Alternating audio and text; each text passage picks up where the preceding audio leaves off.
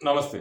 నేను మీ అశ్విని కుమార్. చాలామంది అడుగుతున్నారు, అధికారంలో ఉన్న పార్టీ వైపు మాట్లాడతారు. ప్రతిపక్షాలు ఏం చేసినా ఎందుకు మాట్లాడరు? మీరు ఒక పార్టీ వైపు ఎట్టని తీసుకున్నారు. ప్రతిపక్షాలంటే ఏం మాట్లాడాలి? బాధ్య బాధ్యతాయుతంగా ప్రవర్తిస్తే, ప్రతిపక్షాలు ఏమన్నా చేస్తే గూడా మనం చెప్పొచ్చు. ఉదాహరణకి ఎక్కడైనా తీసుకోండి ప్రతిపక్షాలు కాంగ్రెస్ కూటమిలో మమతా బెనర్జీ వెస్ట్ బెంగాల్‌లో జరుగుతున్నది అందరికీ తెలిసిందే. అరవింద్ కేజ్రీవాల్ స్కాముల్లో ఎట్లా ఇరుక్కోబోయారన్నది అందరికీ తెలిసిందే. సమాజ్‌వాదీ పార్టీ అఖిలేష్ యాదవ్‌కి ఎటువైపు ఎప్పుడు ఏం టర్న్ తీసుకుంటారో, ఏం మాట్లాడతారో ఆయనకే తెలీదు.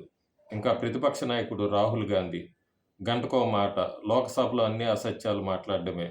లేదా ఎప్పుడు విదేశీ పర్యటనకెళ్తారో, ఎప్పుడొస్తారో తెలీదు. ఎప్పుడు ఏ యూ టర్న్ తీసుకుంటారో తెలీదు.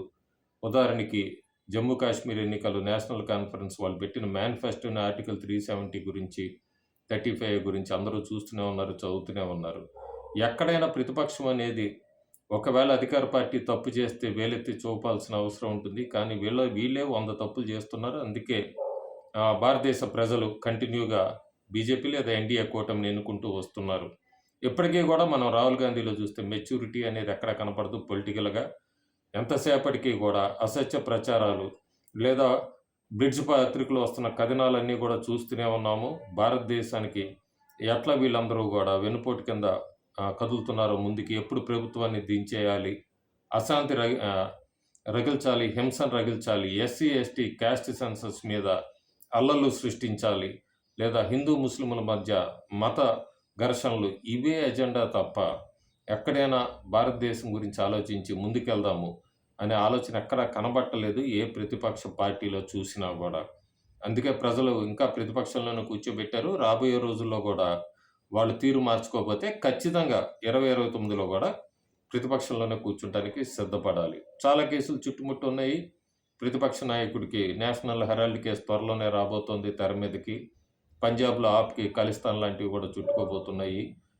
సమాజ్‌వాదీ పార్టీకి చాలా కేసులు తెర మీదకొస్తున్నాయి. సో, కేజ్రీవాల్ గురించి మనం ప్రత్యేకంగా చెప్పక్కర్లేదు. ఇంకా వీళ్ళు అధికారంలో రావటానికి ఎట్లాంటి హామీలిస్తారు?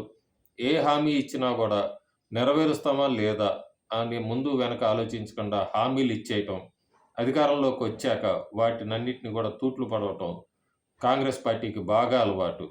ముఖ్యంగా ఇప్పుడు మనం కర్ణాటక రాష్ట్రం గురించి మాట్లాడుకోవాలి. కర్ణాటక రాష్ట్రం ఇప్పటికే సిద్దిరామయ్య స్కాముల మీద మునిగిపోయి ఉన్నారు.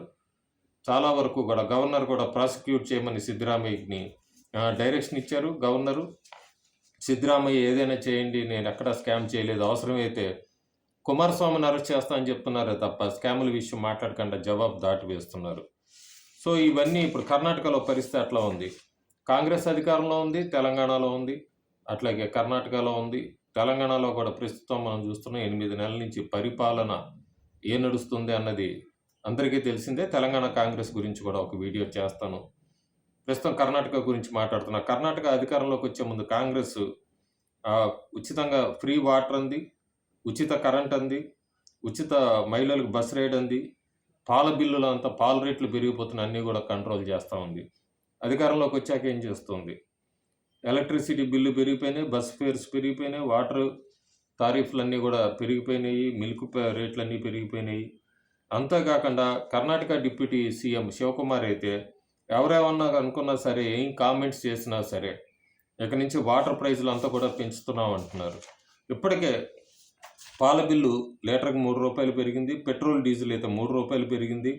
కరెంటు ఛార్జీలు యూనిట్‌కి రూ. 2.40 పెరిగింది. స్టాంప్ డ్యూటీ 200-500 దాకా పెరిగింది. వెహికల్ రిజిస్ట్రేషన్ ఫీజు ఎక్స్‌ట్రా 3% పెరిగింది. Life time tax imposed EVS మీద ఏశారు. హైక్డ్ వాటర్ ఛార్జెస్ అయితే 30%.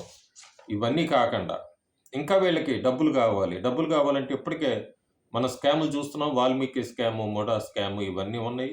కేవలం అధికారంలోకొచ్చి దాదాపు ఒక సంవత్సరంన్నర అవుతోంది.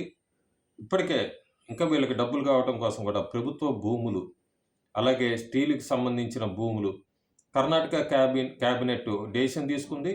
3667 ఎకరాలు జిందాల్ జేఎస్‌డబ్ల్యూ స్టీల్‌కి సంబంధించిన భూములంతా అమ్మకాలకి పెట్టడానికి. ఇది వీళ్ళు ఇండస్ట్రియల్ డెవలప్‌మెంట్ మళ్ళీ రాష్ట్రం గురించి మాట్లాడతారు. సో, ఇక్కడ పార్టీని తప్పు పట్టాల్సిన అవసరం ఏమాత్రం లేదు.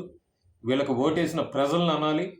ప్రజలు వీళ్ళు తీర్చలేని హామీలు ఇవ్వటం రాజకీయ నాయకులకు అలవాటే. కానీ ప్రజలు మాత్రం ఎక్కడో ఏదో ఆశపడి ఓటు వేయటం, తర్వాత 4 సంవత్సరాలు, 5 సంవత్సరాలు ఎందుకు ఓటు వేశామని బాధపడడం. ఇప్పుడు కర్ణాటకలో కాంగ్రెస్ పార్టీకి ఓటు వేసినందుకు ఈ నిత్యావసర సరుకుల నుంచి నేను చెప్పిన రేట్లన్నీ పెరగటం, ఇండస్ట్రియల్ డెవలప్‌మెంట్ లేదు, సాఫ్ట్‌వేర్ డెవలప్‌మెంట్ లేదు, ఆటోమొబైల్స్ రంగం గూడా లేదు, రియల్ ఎస్టేట్ సెక్టార్ డౌన్‌ఫాల్ అయింది. ఆహ్, కాంగ్రెస్ పార్టీలో స్కాములు పెరిగిపోయినియి. జనాలు తీవ్ర ఇబ్బందులు పడుతున్నారు. అయినా కూడా ఇదేం పట్టనట్టుగా ఇప్పుడు భూమి అమ్మకాలు. సో, ఇక్కడ మనం ఆలోచించాల్సింది అందుకే నేను ఎక్కువ కాంగ్రెస్ పార్టీ గురించి కూడా ఎక్కువ వీడియోస్ చేయటానికి, ఏదైనా ఒక మంచి పని చేశారు అని చెప్పడానికి కూడా మనకెక్కడ ఒక అవకాశం ఇవ్వని పార్టీ ఏమైనా ఉందంటే కాంగ్రెస్ పార్టీయే. ప్రతిపక్ష నాయకుడు అట్లాగే ఉన్నాడు. ఆయన తగ్గట్టుగానే ఆయనకి వెస్ట్ బెంగాల్ గురించి మాట్లాడటానికి డిస్ట్రాక్ట్ చేయొద్దంటారు. అట్లాగే కేరళ వాయనాడుకి ఏదో చుట్టపు చూపుగా వెళ్ళొచ్చారు. తర్వాత ఏమీ లేదు. ఎప్పుడో ఉప ఎన్నికలు అనౌన్స్ చేసినప్పుడు మళ్ళీ ప్రచారంకి వెళ్తారనుకుంటాను. జమ్మూ కాశ్మీర్ ఎళ్లి నేషనల్ కాన్ఫరెన్స్‌తో నాయకులతో, అబ్దుల్లాతో వీళ్ళందరితో ఏం మాట్లాడారో మనం చూస్తూనే ఉన్నాం. ఫరూక్ అబ్దుల్లాతో వీళ్ళతో. సో, ఎక్కడా ఒక ఎజెండా లేదు. ఒక పాలిసీ లేదు. ఎవరికి వాళ్ళు వాళ్ళ దారులు, ఎవరికి వాళ్ళు వాళ్ళదే. ఉదాహరణకి వెస్ట్ బెంగాల్‌లో జరిగిన దాని మీద కాంగ్రెస్ పార్టీ నాయకులే ఆహ్, ఎవరిని వాదించొద్దు కపిల్ సిబాల్‌ని అంటూ గూడా అంటున్న ప్రస్తుతం వెస్ట్ బెంగాల్ మీద ఒక్కళ్ళు గూడా కాంగ్రెస్ నాయకులు ఎవరు గూడా నోరు విప్పట్లేదు. సో, కాంగ్రెస్ పార్టీ గురించి అందుకే ఎక్కువ మాట్లాడను. ప్రస్తుతం కర్ణాటక రాష్ట్రంలో కాంగ్రెస్ పార్టీ రోజురోజుకి దిగజారుతోంది. దానివల్ల ప్రజలు కూడా తీవ్ర ఇబ్బందులు పడుతున్నారు. ఓటు వేసే ప్రజలు ఖచ్చితంగా ఆలోచించుకోవాలి. వాళ్ళిచ్చిన హామీలు నెరవేర్చగలదా ఆ పార్టీ లేదా అనేది అక్కడి నుంచి వాళ్ళకిచ్చిన హామీలకి డబ్బులు తీసుకురాగలరు. వీళ్ళకి ఆ కెపాసిటీ ఉందా లేదా అని ఆలోచించి ఓటు వేయాలి.